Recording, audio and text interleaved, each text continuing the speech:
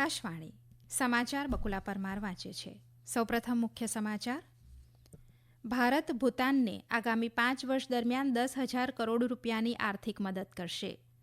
દિલ્હીના મુખ્યમંત્રી અને આમ આદમી પાર્ટીના સંયોજક અરવિંદ કેજરીવાલને દારૂનીતિ કૌભાંડ કેસમાં 28મી માર્ચ સુધી ઈડીની કસ્ટડીમાં મોકલવામાં આવ્યા. ભારતીય નૌકાદળનું જહાજ કોલકાતા આજે 35 સોમાલિયન ચાંચિયાઓ સાથે મુંબઈ પહોંચ્યું. રશિયાના મોસ્કોમાં ગઈકાલે બનેલા એક સશસ્ત્ર હુમલાના બનાવમાં 60થી વધુ લોકોના મોત થયા, જ્યારે 145થી વધુ લોકો ઈજાગ્રસ્ત થયા. અને આજે મોહાલીમાં પંજાબ કિંગ્સનો મુકાબલો દિલ્હી કેપિટલ સામે અને કોલકાતામાં કોલકાતા નાઇટ રાઇડર્સનો સામનો સનરાઇઝર્સ હૈદરાબાદ સામે થશે. સમાચાર વિગતવાર. ભારત ભૂતાનને આગામી 5 વર્ષ દરમિયાન 10,000 કરોડ રૂપિયાની આર્થિક મદદ કરશે. પ્રધાનમંત્રી નરેન્દ્ર મોદીએ ભૂતાનની તેમની મુલાકાતના પ્રથમ દિવસે થિમ્પુમાં આ જાહેરાત કરી હતી.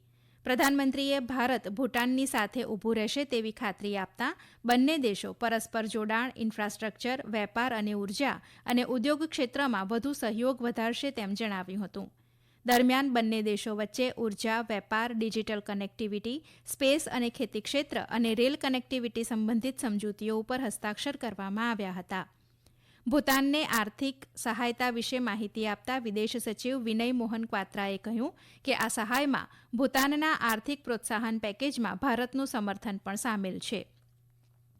શ્રી મોદી ગઈકાલે ભૂતાનના રાજા જિગ્મે ખેસર નામગ્યેલ વાંગચુકને મળ્યા હતા અને પ્રધાનમંત્રી શેરિંગ તોબગે સાથે વાતચીત કરી હતી.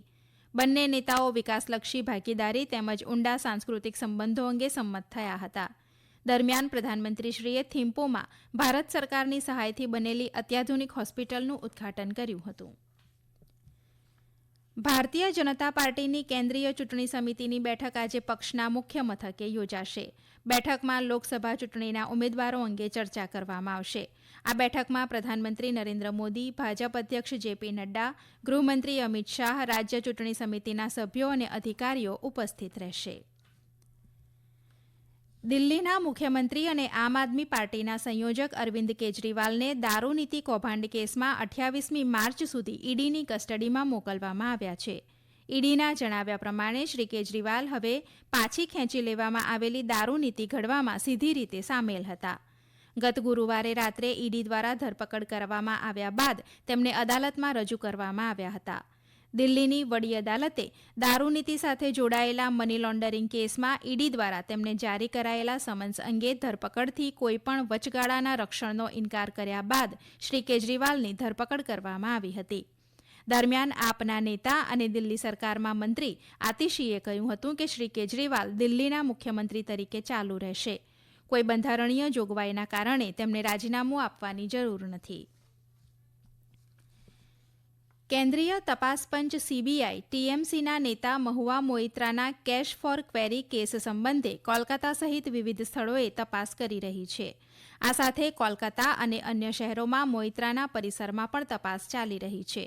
સીબીઆઈએ લોકપાલના નિર્દેશ ઉપર ટીએમસીના ભૂતપૂર્વ સાંસદ વિરુદ્ધ એફઆઈઆર નોંધી હતી, જેમાં એજન્સીને 6 મહિનાની અંદર રિપોર્ટ દાખલ કરવા સૂચના અપાઈ હતી. ઉલ્લેખનીય છે કે મહુઆ મોઇત્રાને સંસદમાં રૂપિયા લઈને પ્રશ્નો પૂછવા અંગે ગત વર્ષે ડિસેમ્બરમાં લોકસભામાંથી બહાર કરાયા હતા. સંસદની એથિક્સ પેનલે તેમને દૂર કરવાની ભલામણ કરી હતી. ભારતીય નૌકાદળનું જહાજ કોલકાતા આજે 35 સોમાલિયન ચાંચિયાઓ સાથે મુંબઈ પહોંચ્યું છે. આ જહાજને ચાંચિયાગીરી વિરોધી કામગીરી માટે એડનની ખાડીમાં તૈનાત કરવામાં આવ્યું હતું. ઉલ્લેખનીય છે કે આ તમામ 35 સોમાલિયન ચાંચિયાઓએ આત્મસમર્પણ કર્યું છે. આઈએનએસ કોલકાતાએ ડ્રોનનો ઉપયોગ કરીને સશસ્ત્ર ચાંચિયાઓની પ્રવૃત્તિની પુષ્ટિ કરી હતી.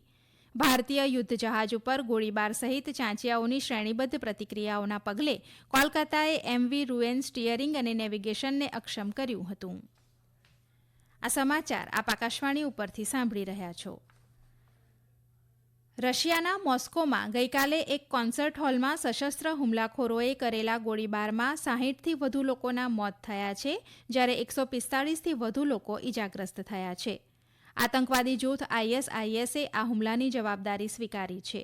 ગોળીબાર બાદ કોન્સર્ટ હોલમાં આગ લાગી હતી. હુમલા પછી સુરક્ષા દળોએ કાર્યવાહી હાથ ધરી હતી.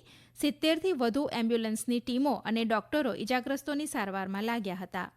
અમેરિકાએ જણાવ્યા પ્રમાણે આ અંગે તે વધુ માહિતી મેળવવાના પ્રયત્ન કરી રહ્યું છે, જ્યારે યુક્રેને હુમલામાં કોઈપણ સંડોવણીનો ઇનકાર કર્યો છે. પ્રધાનમંત્રી નરેન્દ્ર મોદીએ મોસ્કોમાં થયેલા આતંકવાદી હુમલાની ટીકા કરી છે. એક સંદેશમાં શ્રી મોદીએ પીડિતો પ્રત્યે સંવેદના વ્યક્ત કરતાં કહ્યું હતું કે ભારત દુઃખની આ ઘડીમાં રશિયાની સરકાર અને લોકો સાથે છે. દરમિયાન નવી દિલ્હી ખાતેના રશિયાના દૂતાવાસમાં રશિયાનો રાષ્ટ્રધ્વજ અડધી કાઠીએ ફરકાવવામાં આવ્યો છે.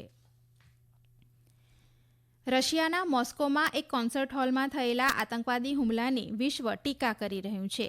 સંયુક્ત રાષ્ટ્રના મહાસચિવ એન્ટોનિયો ગુટેરસે આ હુમલા ઉપર દુઃખ વ્યક્ત કર્યું છે. સંયુક્ત રાષ્ટ્ર સુરક્ષા પરિષદે તમામ સભ્ય દેશો અને સંબંધિત સત્તાવાળાઓને આ હુમલા માટે જવાબદાર લોકોને સજા અપાવવા માટે રશિયન સરકારને સહયોગ કરવા હાકલ કરી છે. અમેરિકા, યુરોપિયન સંઘ, બ્રિટન, ફ્રાન્સ, સ્પેન અને સંયુક્ત આરબ અમીરાતે પણ આ હુમલાની ટીકા કરી છે.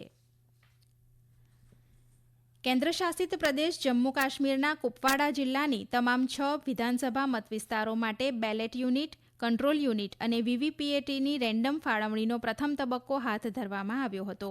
આ પ્રક્રિયા કુપવાડા જિલ્લા ચૂંટણી અધિકારીની દેખરેખ હેઠળ થઈ હતી. તેનો હેતુ જિલ્લાના તમામ 6 વિધાનસભા મતવિસ્તારમાં કુલ 611 મતદાન મથકો માટે બેલેટ યુનિટ, કંટ્રોલ યુનિટ અને વીવીપીએટી પૂરા પાડવાનો છે. દેશના વીર શહીદોનું સન્માન કરવા અને દેશ માટે તેમના બલિદાનને યાદ કરવા માટે દર વર્ષે 23મી માર્ચે ભારતમાં શહીદ દિવસની ઉજવણી કરવામાં આવે છે. દેશની સ્વાતંત્ર્ય ચળવળ માટે 23મી માર્ચ 1931એ ભગતસિંહ, રાજગુરુ અને સુખદેવને લાહોર સેન્ટ્રલ જેલમાં ફાંસી આપવામાં આવી હતી.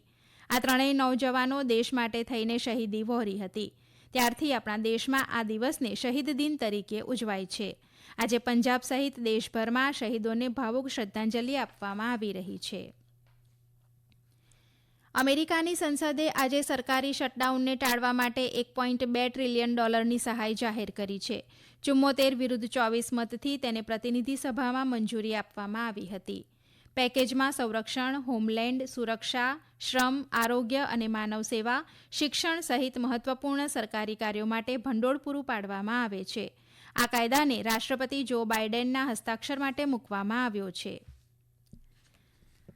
આજે મોહાલીમાં બપોરે 3:30 વાગે પંજાબ કિંગ્સનો મુકાબલો દિલ્હી કેપિટલ સામે થશે અને કોલકાતામાં સાંજે 7:30 વાગે કોલકાતા નાઇટ રાઇડર્સનો સામનો સનરાઇઝર્સ હૈદરાબાદ સામે થશે.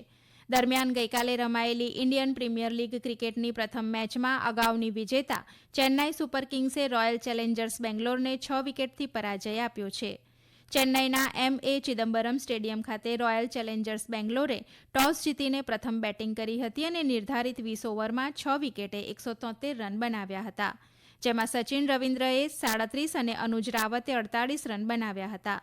ચેન્નાઈ સુપર કિંગ્સે 8 બોલ બાકી રહેતા 174 રનનો લક્ષ્યાંક હાંસલ કર્યો હતો. ચેન્નાઈ સુપર કિંગ્સ માટે મુસ્તાફિઝુર રહેમાને 4 વિકેટ લીધી હતી.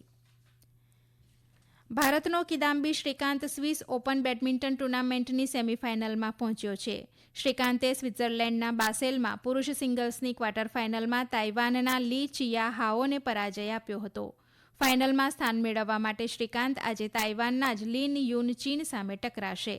અન્ય ક્વાર્ટર ફાઇનલ મેચોમાં પ્રિયાંશુ રાજાવતનો તિયેન ચેન ચાઓ સામે પરાજય થયો હતો, જ્યારે કિરણ જ્યોર્જ ડેનમાર્કના રાસ્મસ સામે પરાજય થયો હતો. અંતમાં મુખ્ય સમાચાર ફરી એકવાર.